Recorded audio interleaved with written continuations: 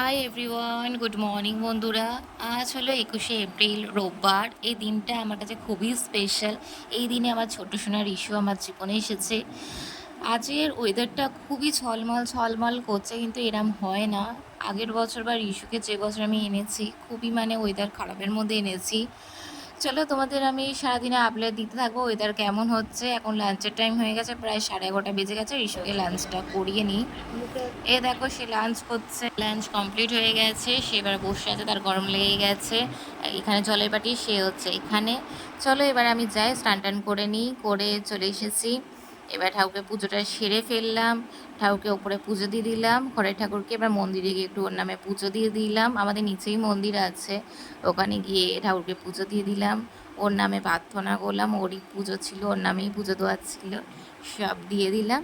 দেখো বন্ধুরা, তোমরা সাথে থাকো, দেখতে থাকো আর কি কি করলাম।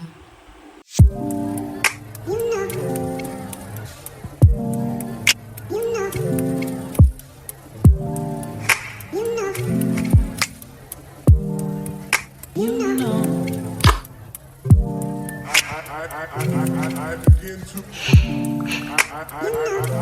I begin to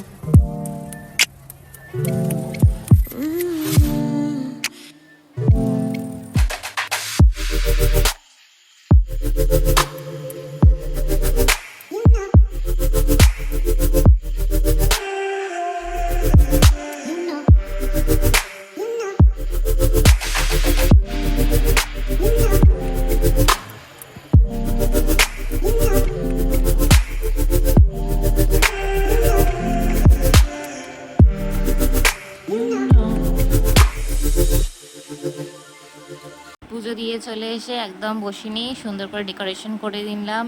এবার দরজার বাইরে একটু বেলুন টেলুন লাগিয়ে দেবো। এখানে লাগছে না, খুব চেষ্টা করছি, লাগানো হয়ে গেছে। এবার এই সাইডটা করে দেবো। দেখো আমার ছোট্ট সোনার জন্য কি সুন্দর আমি জামা কিনেছি, পুচকু পুচকু জামা, কি কিউটি কিউটি লাগছে। আর সে তো খুব আনন্দ করে পরেও নিয়েছে জামাটা। এমনিতে কোনো জামা পছন্দ হয় না, পরতেই চায় না। তো এই জামাটা দেখছি খুব ভালো করে সুন্দর করে লক্ষ্মী মেয়ের মতন পরে নিয়েছে। ওয়েলকাম ডে বলে কথা, জামা না পরলে হয়?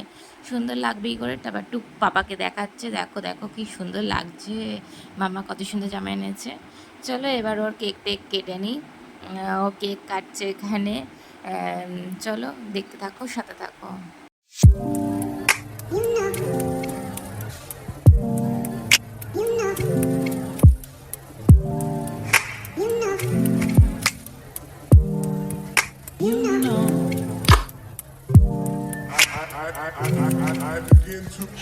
সব কিছু হয়ে গেল, রিশু এবার কেক কাটবে, ওর পাপা বলছে।